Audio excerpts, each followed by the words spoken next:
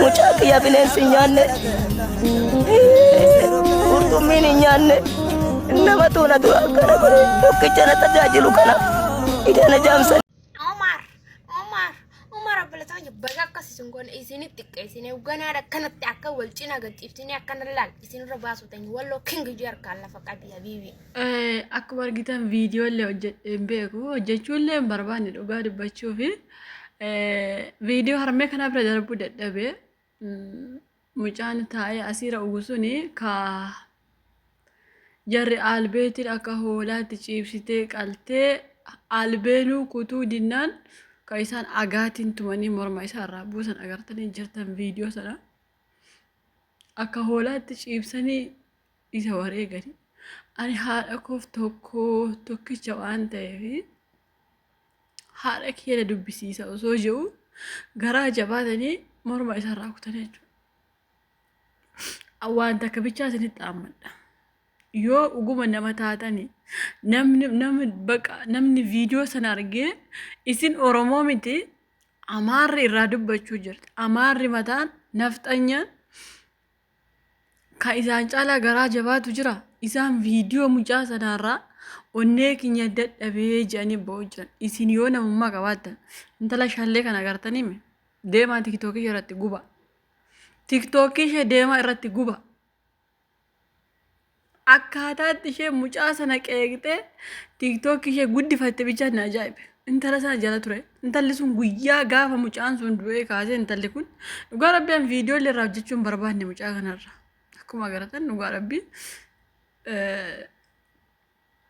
maal jedhamee akka irraa haasa'amutu nama wallaashisa waan ta'eef viidiyoo irraa hojjechuu hin barbaanne dhugaa rabbii. Engaddee gaafa ijoowwan irraa dubbatullee viidiyoo waraabeen finneen maaliif onnee keenya dadhabee dhugaa rabbii.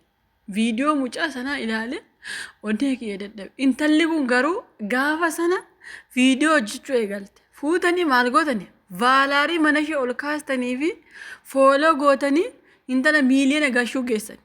Intala gurbaatti gammaddee intala kana walloo jarkaan lafa qabii eenyu jarkaan lafa qabii ka jettu kana deemtanii eegdanii vaalaarii mana ishee kaastanii fi moo akkaataa tiktookii guban hin beektanii jechuun koomentii barreessuun keessan faayidaan qabu bar. Osoo isin nama qeequ nama arrabsu miidiyuma nama sana deemtee irratti gubdanii namni sun lammaffaa waan kanatti hin deebi'u. Sii galee. Deemtanii intala gurbaa kana amma dhugaa rabbii isinitti hima. Diinni mataan isaa du'a mucaa kanaa gammada. Akka hoolaatti bar afaan isaa qabanii nama maatii keenya dubbisi. Harmee koof malee an tokkicha harmee koo na dubbisiisa osoo jedhu nama albeetiin akkanaan gorra. An dhugaa rabbii gaafa sana anni koo nagaa miti dhugaa rabbii. Nama akkana jedhu osoo lubbuun isaa ba'e intaloo irratti viidiyoo hojjetattu kanammoo umar osoo jedhu du'ee ka jettu kanammoo deemtanii tiiktookii mana ishee guddistanii fi abboo rabbiin sin hin milkeessin. Isinummaa warra koomentii kanaallee rabbiin milkeessin. Warra ajjeese caalaayyuu warra koomentii kanaatti hanummaan ijoollee keenya bixaa jiru. Jajjabeessitan leencatti ergitan habaaboo darbitanii fi abboo rabbiin sin haa darbu. Jiruuf jireenya keessan irraa sin haa darbu. Kaqalee caalaayyuu isin warra jajjabeessa rabbiin sin haa qalu. Dhugaa rabbii. Intaluma kanallee jala deemtanii guddisuu jirtan. Nama arrabsu nama mucaa kana akkanatti qeequ. Akkamiin deemtanii fooloo gootamme? Bakka gaarii fooloon gootanii, bakka gaarii laayikiin gootanii, du'a mucaa sana gammaddanii jirtu bar. Du'a mucaa sana gammaddanii jirtan malee wal gurmeessanii intala tortora afaanii hudduutiin ajooftu kana akkamiin irratti gubuu dadhabdee deemtanii fooloo gootanii koomentii barreessituu fi intala guddisuu jirtu beeki. Rakkoon keessa yeroo baay'ee maali beektu?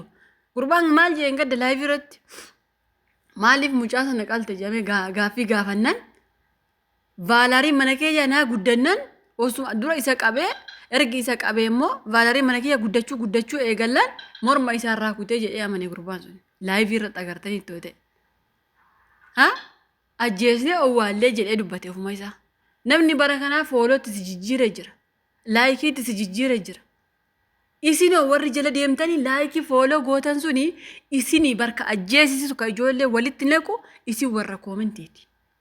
Akkamiin harkeessa laayikii ol darbaa koy akkamiin habaaboo ol darbitan koy nama ajjeesu nama hinumaayyuu mee seenaa gurbaa sanaa umrii keessan guutu sammuu keessan sinbada obboleessa kiyya habiibi obboleessa kiyya jennaan umar obboleessa kiyya jennaan dinnaan rabbi sodaadhu jedhe nama ofiifuu rabbiinuun sodaanne nama ofiifuu rabbiinuun sodaanne obboleessa kiyya jechuun sodaatu obboleessa isaa mitiati obboleessa isaa soo taate illee kanumaa jechuudha ani waa'ee mucaa sanaa miti amma viidiyoo haadha isaa argee imimmaan qabachuu dadhabe malee waa'ee mucaa sanaaf illee bu'aan jiru tokkoffaa wanti nama gaddisiisu warra irratti viidiyoo hojjetattan umar jettee duute akkasittiin nuti akkana si godhe jedhee tortoraa mataa shamaa ka akkasiifaa yeroo fiddee akkanatti irratti mucaa irratti dubbattu isin immoo jeedemtee laakii gootan ani dubartiin tokko an dhugaa rabbii isiniin jedha kanummaan ijoollee keenya akka wal nyaachisu ga'u shamarra keenya maaliifi mana arabaa keessa hojjettanii kaatanii qarshii walitti qabattan sana gara biyyaa ergachuu hojiirra oolchachuu caalaa habaaboo itti bittan leenca itti bittan sii galee akka ijoollee wal nyaattu haala mijeessitanii jechuudha maal sinii godha amma gurbaan kun arsiis ta'e walloos ta'e eessas ta'e dhiiguma keetti bara jecha inni dubbate sanayyuu dhugaa rabbii isiniin jedhan harmee kuna dubbisiisi jecha inni ani haadha koof tokko jecha inni jeesuni oromoo akkas wal gochisiisuu miti diinni kee osoo si qabee amaarra osoo si qabdee morma sirraan kuttu na amana ani yeroo tokko dhugaa rabbii isiniin jedha kan amma uummanni wallaggaa keessa deemee uumaa jiru kuni inaantee oromoo matu afaan jijjiirate fixaa jiran fakkaate dhugaa rabbii isiniin jedha akkatti jarri akkumatti jarri garaa jabaattan kun na ajaa'ibdani bara keessaafuu oromooma keessa ka arsii fi walloo jettan kun innaa lillaahi wani gara jabeenya akkamii qabdani qoy jechuun onnee keessan keessa kana moo akkam ganda sana keessatti amaara guddatira moo akkami jedhaani bara moo oromoo qulqulluutu akkatti walaqalaa jira naaf naan galu bara amma maqaama arsii walloo jedhamu sana yoon dubbachuuf iyyuu qaanfachuu eegale bara dhugaa rabbii isiniin jedha amaara ganda sana keessatti guddate moo oromoo tokkotti garaa jabaate akkas wal gootani qoy dhugaa rabbii ganna ajaa'ibdani bara oromoo tokkotti garaa walitti jabaata moo amaaratu biyya sana keessatti guddateera qoy maal abbo biyyeen sinaa nyaattu dhugaa rabbii hin milkaa'inaa sin keessaafuu gurbaan osoo inni obboleessa kiyya rabbiin si qabe osoo inni jedhu gurbaan albee irra keessee akka hoolaatti barqa gootee morma isaa kutte kun rabbi si haa kutu hojjettee milkaa'in deemtee milkaa'in fuutee alan argate gogii hafeeti albee ati gurbaa sanarra keessee murte rabbiin of si wallaashisee atillee ittiin of muri du'an taaneen du'eeti du'a hin taane addunyaa kanarraa si haa kaasu rabbiin ani guyyaa umrii kiyya guutuu addunyaa kanarra jirutti kadhu sumarratti kadhan shaala rabbi addunyaa kanarraa si haa kaasu du'a hin taane du'i osoo hin beekin albeetiin uf waraane nyaanni ati nyaattu albee sitti haa ta'u deemsi kee albee sitti haa ta'u ilmi namaa albee sitti haa ta'u kan ati hojjetatte kan ati amaatte hundi albee sitti haa ta'u ati milkaa'in dhugaa rabbi akka onnee keenya gubde rabbi si haa gubu bobayyati akka nu bobaysetti bobay nyaatteen gammadiin deemteen gammadiin hin milkaa'inati gara deemtuu gubataa hafi mar'immaan kee haa bobo lubbuun mucaa sanaa umrii kee guutuu sirraa iyyaa haa hafu ikiraan mucaa sanaa si biraan hafiin umrii kee guutuu sirraa iyyaa haa hafu gubadhu ati rakkadhu akkuma nu gubde gubadhu albee ati mucaa sana ittiin qalte of wallaale ittiin of qali akkuma sammuu nu keessaa fuute rabbi sammuu si keessaa haa fuudhu hin horaayinati inni itti aanu dubartoonni viidiyoo hojjetan jettanii nuufaa guddatu tiiktookii keenya jettanii gurbaa kana baga du'e warri jettan inshaalla of wallaala rafaa kaa of wallaala hojjedhaa kaa of wallaala sireen keessan sinaa maraachu nyaanni dhugaatiin keessan sinaa maraachu tiiktookii barbaacha mucaa sanaan qoostan haati isaa tokkicha isa malee hin qabu maraadhee qullaa yoon buusellee yaa oromoo jettee himatte maraadhaa isin immoo warri gurbaa sanatti qoosaa fooloo mana keessan guddifachaa jirtan hin milkaa'ina osoo fooloo barbaaddanii ka harkaa isin haabu ka afaanii isin haabu milkaa'inaa isin bakka yaaddan hin ga'ina. Akkuma haati mucaa kanaa mar'immaan gubatte mar'immaan haadha keessanii haa gubatu isin karaatti haftanii karaatti hafaa isin hin milkaa'ina. Shaarmuxaa akka intala kanaa tiktookii irratti guba. Warri koomentii barreessitan warri fooloo gootanii fi akka isheen guddattu gochuu jirtan toortoraa akkasii kan tiktookii irratti guba. Rabbi ishee haa gubu. Namni du'a mucaa sanaa jibbu diinni mataansa boo'u jira. Diinni mataan boo'u jira. Isin garuu Oromoo taatanii keessaafu gandi sun lamaan Arsiif Walloo waliin jettanii gandaan wal qooddanii dhiiga ilmaan miskiina akkatti lafa naqxan. Shaala Rabbiin dhiiga keessan lafa haa naqu. Addunyaa akiraa gubadhaa isin.